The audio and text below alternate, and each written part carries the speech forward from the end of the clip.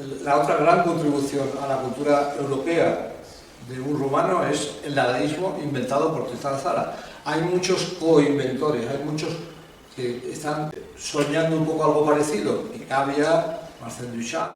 Miradas a Rumanía, el podcast del Instituto Cultural Rumano de Madrid, un espacio de encuentro con creadores de diferentes disciplinas, un lugar de reflexión sobre temas de actualidad. Acompáñanos a descubrir a la Rumanía de hoy y la del pasado, a través de testimonios de gente conectada con la lengua y la cultura de nuestro país. Miradas a Rumanía, la voz de muchos proyectos para conocernos mejor.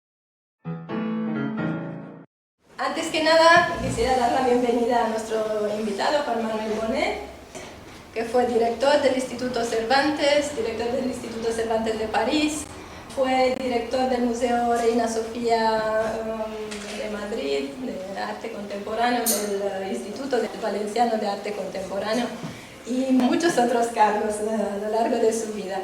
Además es poeta, crítico de arte, crítico de literatura, comisario de varias exposiciones, ha organizado muchísimas exposiciones dedicadas a escritores, a políticos, personalidades importantes de la cultura.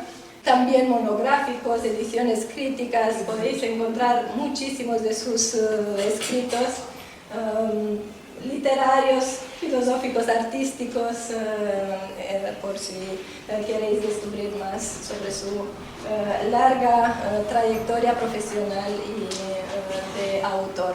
Una de las obras y parte de la investigación que ha hecho está dedicada a las vanguardias españolas y las vanguardias europeas. En esta calidad, por su gran conocimiento de las vanguardias, lo hemos invitado para hablarnos del lugar especial que tiene la vanguardia rumana en el contexto europeo, vanguardia literaria y vanguardia artística, porque conoce muy bien el fenómeno. Agradecer muchísimo su disponibilidad y preguntarle cómo fue el primer encuentro con la cultura rumana. Muchas gracias por la invitación, doctora. Yo la cultura rumana, como interesado en la cultura mundial y europea, pues me la encontré muy enseguida cuando empecé a interesarme por las vanguardias, cuando escuchaba completamente conferencias de mi padre y hablaba de Tristan Tzara. Yo creo que Tristan Tzara es de alguna manera el primer artista rumano, o el primer creador, poeta, y hablaré luego después de él, ¿no? Pero Tzara fue el primero, y el segundo, o casi al lado, Brancusi. Allí empezó, pero después ya Rumanía empezó con Ioana Slotescu, que cuando era directora del Instituto Cervantes de su ciudad natal, pues me invitó en 3 ocasiones a esa ciudad, la ciudad que se supone que es como el París de los Balcanes, ¿no? O algo así. Esas 3 estancias en Bucarest supusieron pues muchas cosas para mí, de ir descubriendo esa arquitectura, ese pasado, esa literatura. El primer viaje fue un viaje para unas jornadas de vanguardias.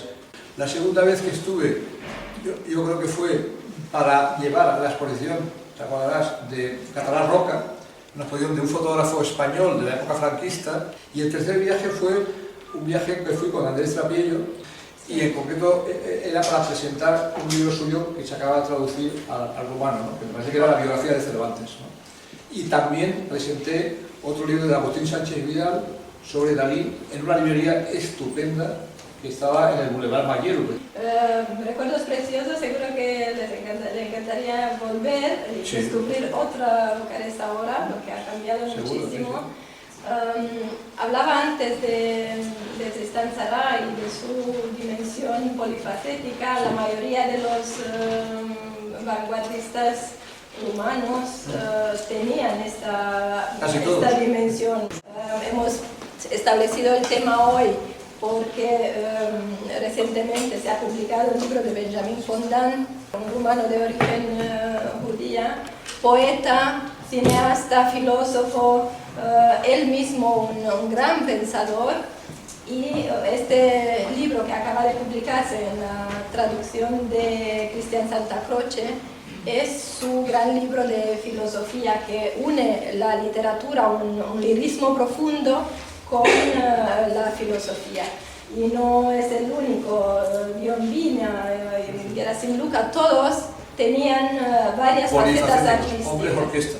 Sí, ¿cuál es el lugar de las vanguardias rumanas y de los exponentes de la vanguardia rumana en el contexto europeo?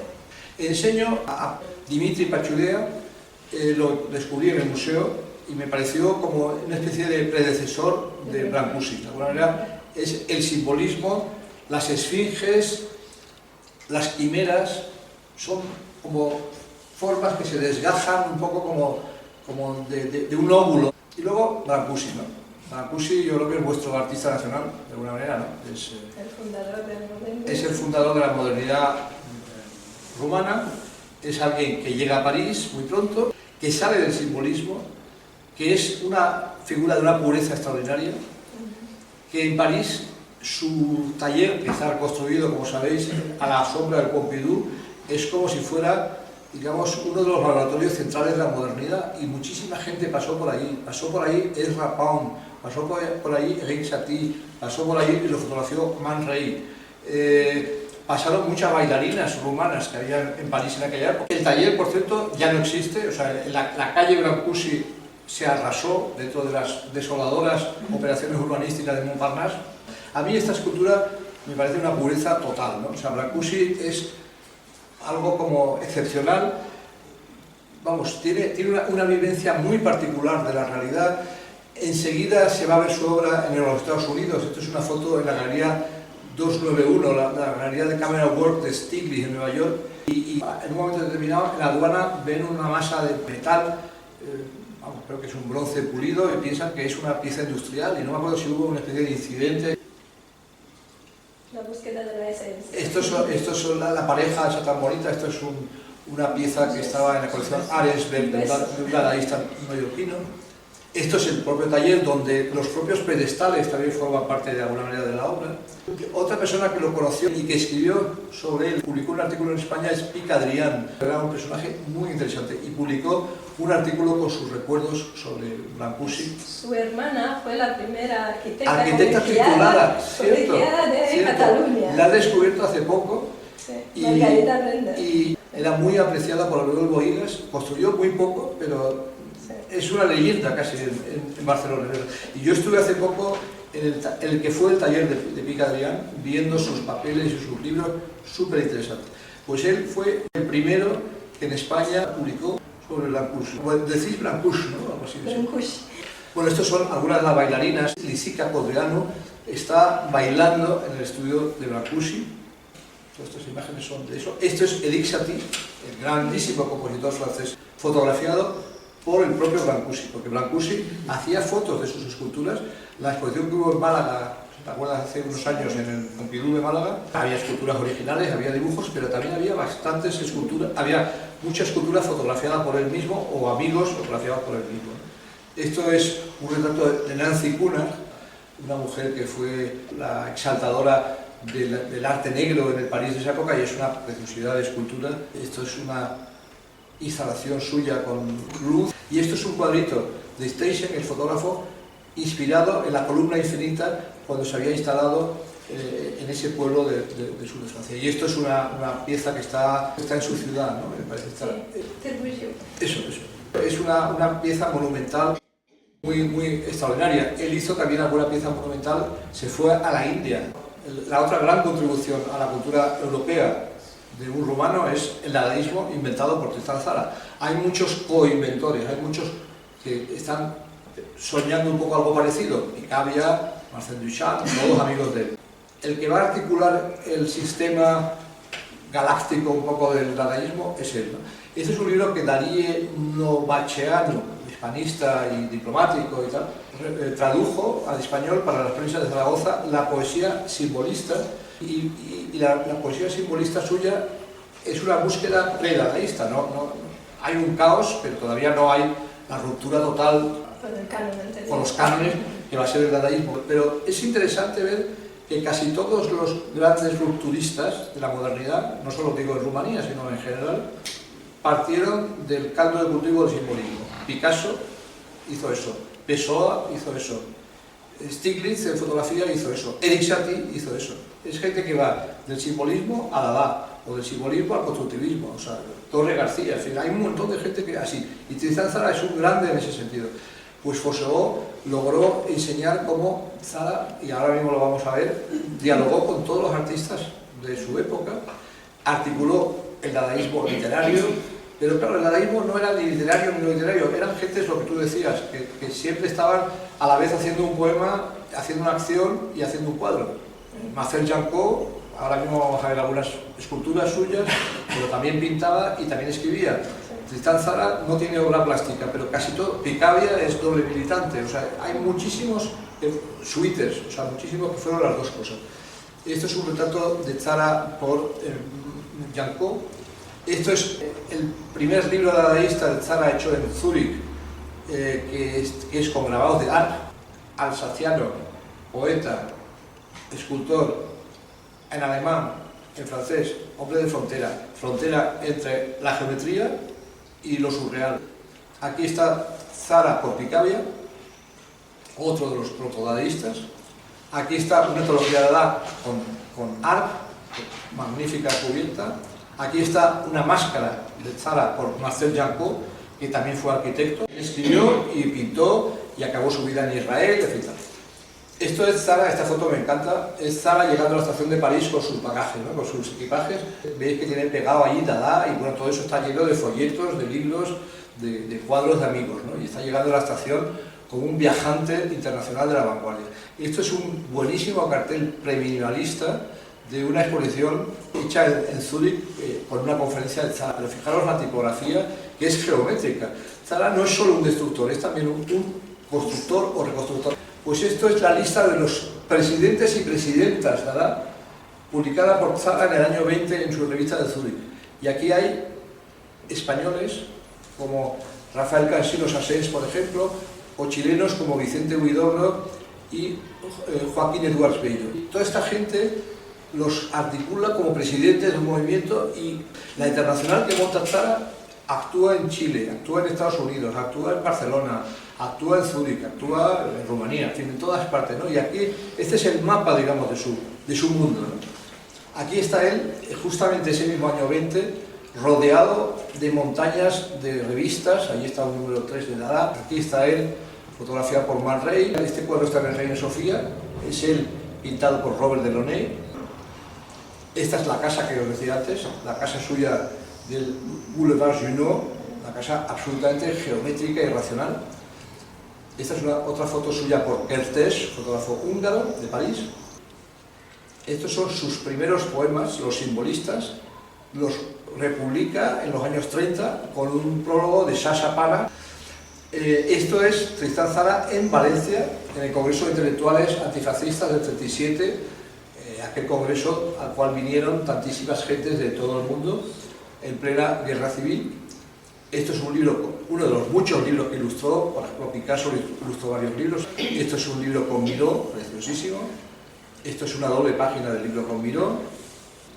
Aquí está fotografiado en su despacho. Era un enorme bibliófilo. Cuando se subastó su colección de libros fue impresionante lo que salió ahí. O sea, era un conocedor profundo de la literatura de todos los siglos.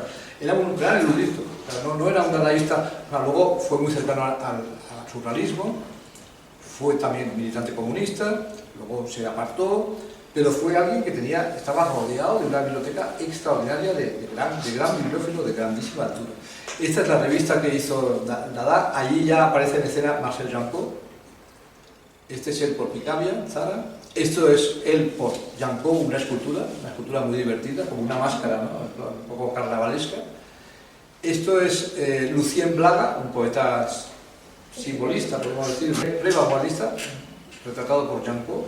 Aquí enseño esta revista que me dieron entonces en facsímil, que es maravillosa. La revista 75HP. 75HP es un término de mecánica, ¿no? Tiene que ver con los caballos del coche, ¿no? Me parece que es algo así como... Horsepower. Sí, eso exactamente, el número de caballos. Pues esta cubierta, aunque no lo parezca, de Brauner. Brauner es un señor que que después fue un surrealista, pero aquí es un geómetra. Esta revista y las demás revistas, Punkt, Contemporanum, Uno, fueron revistas que estaban entre lo geométrico y lo dadaísta, ¿no? Ese es el punto, que muchas en Europa estaban así, pero en Bucarest es especialmente significativo la mezcla de geometría y de destrucción. O sea, construcción y destrucción conviven, pero ves, los materiales vienen de todas partes de Europa. O sea, allí colaboran polacos, checos, franceses. ¿Españoles también? Yo creo que alguna cosa puede haber. En esa época las revistas se anunciaban muchas unas a otras, ¿no? Había paneles en la revista que ponía: lea usted esta revista, y ponía Alfar de La Coruña, Ronsell de Lugo, la revista de mi tío abuelo, que Joana fue de las primeras personas que la acogió en España cuando llegó. Esto es de Brauner y compañía, es el grupo 75HP, esto es la revista Urmuz, y esto es un poema de Bolonka llamado Abiograma, que es un poco lo de Marinetti con los aeropoemas y la aeropintura y todo eso. Esto es Bolonka en plan geométrico, que después será también alguien que se irá hacia una obra mucho más existencial, ¿no? y caótica. Pero aquí fijaros qué tipografía: París, Londres, Nueva York, la telegrafía sin hilo, el pijama, el fútbol. Y interrumpo solo por decir que Hilario Bolonka también fue publicado recientemente por Hermida Editores. Este es Bolonka por Maxi. Maxi es un personaje fastuoso. Esto es ya Hilario Bolonka, por ejemplo, con Brancusi, un libro ilustrado por Brancusi, Plantas y animales, ¿no? Esto es Bolonka y el dibujo es de Alice Halika, que era una pintora polaca, que era la mujer de Marcusis, el pintor cubista. Está también publicado en Marsella, muy al final de su vida, en plena ocupación alemana. Este es también Bolonka por Delaunay, el mismo que hacía el retrato que vimos antes de Zara, ¿no? Y esto es Bolonka por Maxi, en plan más simbolista. Este es el libro que ha publicado esta casa, Hermida, que hacen cosas buenísimas, por cierto. Han publicado Lichtenberg completo, Balzac, Pessoa, Bazán, Chorán, varias cosas. Bueno, realmente tienen un catálogo muy notable. Esto es otra revista, fijaros qué buena cubierta geométrica.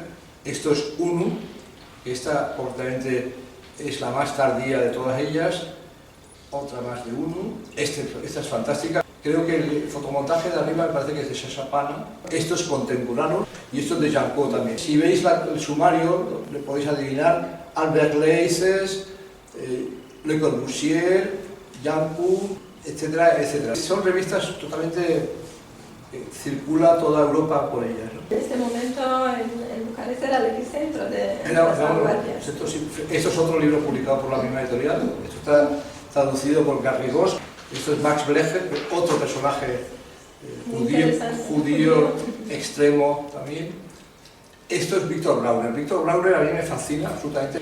Esto todavía está pintado en Bucarest, pero Brauner en concreto era muy amigo de Luis Fernández, un gran pintor asturiano, y tuvo una riña con Óscar Domínguez, por la cual perdió el ojo en una pelea con otro surrealista. Estos son obras de Brauner. Fijaros este paisaje metafísico, surreal, tiene un poco que ver con Yves Tanguy, ¿no? Las landas desiertas de Yves Tanguy. Este es un cuadro que compré para la Reina Sofía, de Victor Brauner, y es un personaje que está como una desolación, un paisaje muy desolado, ¿no? El poeta francés surrealista Benjamin Péret. Brauner hizo bastantes retratos también. Fue un hombre que tenía un sentido, después de la pintura, empezó siendo geométrico, como hemos visto en la cubierta, después fue surrealista propiamente dicho, y luego se metió en un mundo muy simbólico, un poco esotérico. Fijaros esta imagen con esos ojos que se van hacia un cuadro.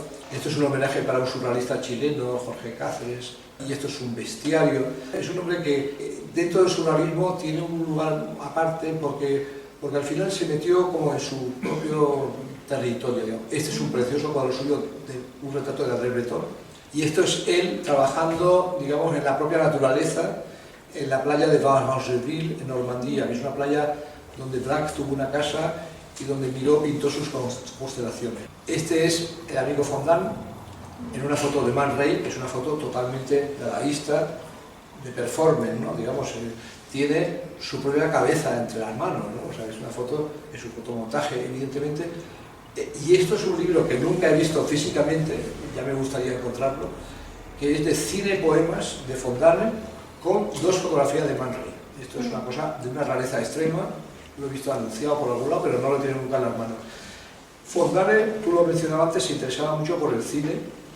Quería solamente mencionar que como en 2023 se realizó una gran retrospectiva Brauner en Timișoara, cuando Timișoara fue capital europea de cultura, se realizó un catálogo muy importante de toda su obra. De Brauner. De Brauner, sí, de Victor Brauner.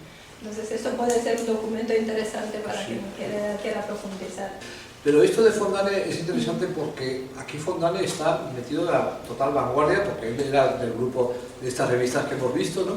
Luego va a iniciar una investigación muy personal. Yo tengo aquí sus poesías en francés, que hay poemas escritos en el barco yendo a Argentina. En Buenos Aires se mete a presentar películas de vanguardia, invitado por Victoria Ocampo en Amigos del Arte, que era una sociedad por la que pasó Marinetti, Le Corbusier, Lorca, hay mucha gente. Se puso a hacer una película que se iba a llamar Tararí, que creo que no la terminó, y se hizo muy amigo de unos músicos españoles que son estos, que son el Cuarteto Aguilar. Hace poco me han regalado un libro sobre el Cuarteto Aguilar y va mucha documentación sobre Fontane, que es una historia realmente extraña, ¿no? Porque es un hombre de vida tan corta, pero tuvo tiempo de estar en Buenos Aires, de estar con el cine. 2 viajes además, sí, viajes, 2 veces. Largas. Y estos son, los Aguilar eran muy amigos de Rafael Alberti, se quedaron, habían hecho giras por Argentina y ya después de la guerra se quedaron allá. Y es gente que tocaba el laúd, y hay unos espectáculos de laúd de ellos con Alberti. Esto es un Fontane publicado por esta casa también, ¿no? Sí. Una buenísima cubierta. Este hombre murió en Auschwitz, ¿no? Murió asesinado en Auschwitz, como bastantes poetas de esa época, bueno, pues, por ejemplo Robert Desnos, el surrealista francés. Desnos murió a consecuencia del internamiento en un campo checo. Aquí está el libro que tenemos aquí delante. De filosofía. No me acuerdo de quién es esta foto, pero bueno, lo veremos allí puesto, pero es muy buena, esa foto es extraordinaria, también tiene un lado muy performance, ¿no? Sí. Este es un retrato de Maxi, otro más. Este es un libro de Sasha Pana, que es otro personaje que ya digo, yo no he leído sus memorias. Esto es un fotomontaje de Sasha Pana, en el cual salen Breton y salen varias gentes de la literatura rumana, y este es el libro que no pude leer, Nascut in 02. Este es un retrato de Sasha Pana por Brauner. Este es Claude Cernet.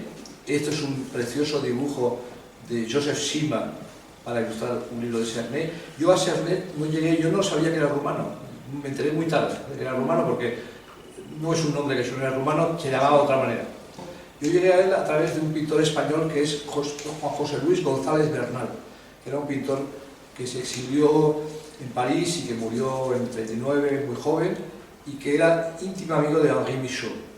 Y entonces Michaud admiraba muchísimo este cuadro que está en el Reina Sofía de él, o este otro que también está en el Reina Sofía.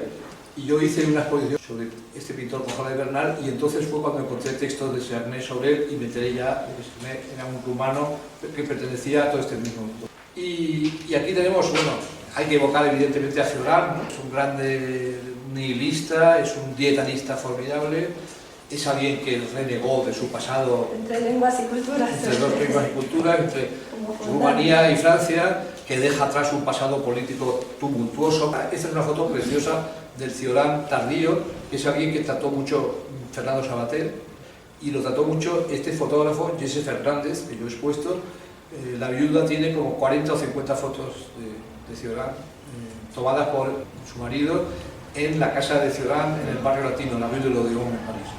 Fernando Savater fue el primer traductor sí, de Cioran, y él que lo introdujo en España. Sí, sí. Del mundo hispánico, el que más lo fotografió fue Jesse Fernández, ¿no? Que le pusimos en el Reina Sofía. Y el IAD, a mí me fascinan absolutamente tanto sus libros sobre la India, como su diario portugués y español. Él estuvo destinado en Madrid, estuvo destinado en Lisboa, y luego después también rompió con su pasado y es un grande del pensamiento tal. No es un vanguardista, pero es un grande, ¿no? Es el fundador de la antropología de las religiones. Aquí tenemos al grupo surrealista, propiamente dicho, rumano, ¿no? Que es un grupo ya de los 30. Yo este grupo lo conozco menos, pero las cosas que he leído o visto, porque también tiene obra plástica, el que más me interesa del grupo es Gerasim Luca. Gerasim Luca hizo unas cubomanías, hizo cosas como de un cubismo especial, deformaba la realidad y hacía como unas construcciones facetadas, ¿no? O sea, como unos cubos, entonces lo llama cubomanías. Y luego hizo poesía fonética, poesía a base de aullidos, ¿no? O sea, y luego hizo dibujos, y luego colaboró con pintores. Yo tengo algún libro con algún pintor de interés, y luego hizo unos collages preciosos. Yo tengo un libro de collage de Gerasim Luca sobre Brasil, donde toma viejas fotografías del siglo XIX brasileñas y pega encima mariposas y palabras, y es una cosa preciosa. Palmeras, por ejemplo, la fotografía, obviamente de un gran fotógrafo brasileño, la utiliza como material de collage, ¿no? Yo creo que es el más interesante de ese grupo, y está muy bien que una editorial española se haya lanzado con él, ¿no? Lo que ellos han publicado, que es El vampiro pasivo, salió en el Bucarest del año 45 en francés, o sea, con la intención de seguir utilizando la lengua franca de las vanguardias, igual que la habían utilizado Huidobro y otros españoles. Esto es una preciosa edición de Gerasim Luca por otro pintor rumano buenísimo, que yo no lo he llegado a conocer, pero casi podría haberlo conocido, que es Jacques Herold. Era un seudónimo. Casi todos ellos en francés era otro nombre que el que tenían de verdad, ¿no? Pero esto me gusta mucho, la coexistencia de la letrita de Gerasim Luca y de la escritura gráfica, digamos, de Jacques Herold. Esto es Gerasim Luca. Esto es el libro que han publicado del vampiro pasivo, que decía, y la obra misma es una construcción del propio Luca. Este es un pintor llamado Ionesco, dramaturgo y también pintor. Fundador del Teatro del Absurdo. Del absurdo y pintor también. Este es mi amigo Pic Adrián, que antes mencioné, que estuve en su casa en ausencia ya de él, pero nunca había estado... Una corriente artística, ¿no? El esencialismo. ¿Cuál? Esencialismo. Inventó el esencialismo, sí. Escribió sobre música, conoció a Brancusi, escribía poesía. A mí me gusta mucho la obra de él. Este cuadro en azules es precioso, este cuadro en amarillos. Tiene un punto un poco brancusiano. En el Museo de Arte de Barcelona, de Cataluña, se encuentran... Hay cosas de Maco, así, sí. Esto es Alejandro Busuioceanu, que era un profesor que había hecho cosas sobre el Greco. Poeta también, y fue el fundador del primer Instituto de Cultura Romana. Poeta notable, amigo de Vázquez Díaz, muy amigo de Carlos Mundo de hoy. Fijaros, esto parece un test de Rorschach un poco, ¿no? O esta especie de monstruo, así, ¿no? Y esto es la poesía de Pierre-Jean Jouve, el gran poeta francés, traducido a dúo por Carlos Mundo de Ori y por Busuioceanu, que ambos conocieron a Jouve. Pues esta es María Drop, que es una muy buena pintora geométrica, que el conde Duque le ha dedicado una exposición. Aquí está ella en su estudio, una pintura suya en relieve muy característica. Esto es un libro, se ve muy mal, Deux essais sur l'art actuel, también en francés, pero publicado en Madrid, de Popovici, con cubierta de María, ¿no? Y por último, creo que es la última imagen que he traído, esto es Tristan Zara con Camilo José Cela en Palma de Mallorca. Vino a ver a Cela, participó en algunas jornadas de poesía, ya a los 50 finales, comienzos de los 60, de repente apareció por España, que no venía por España desde el Congreso del 37 de los intelectuales antifascistas. Muchísimas gracias, una ponencia súper inspiradora. Me gustaría leer un poema de Benjamin Fontaine, volvemos al libro, y también a su faceta de poeta. Hemos dicho que es un personaje muy interesante. De repente, fue en el medio de leer un libro cuando de repente vi a mi ventana llenar su ojo ausente con pájaros ebrios y etéreos. Sí, estaba nevando como loco. Caía, pacífica y leve, en un corazón lleno de agujeros como una red de pesca. Estaba tan bueno. Y yo estaba borracho con esos copos, tan contento de estar vivo, que mi olvidadiza mano dejó caer el libro. como vi a la nieve descendiendo sobre un corazón desnudo. Oh Dios, si tan solo supiese conservar en mi corazón un poquito de esa nieve. Quieto en el medio de leer un libro. Quieto en el medio de escribir un libro. Y de repente, la pacífica nieve en mi ventana. Miradas a Rumanía.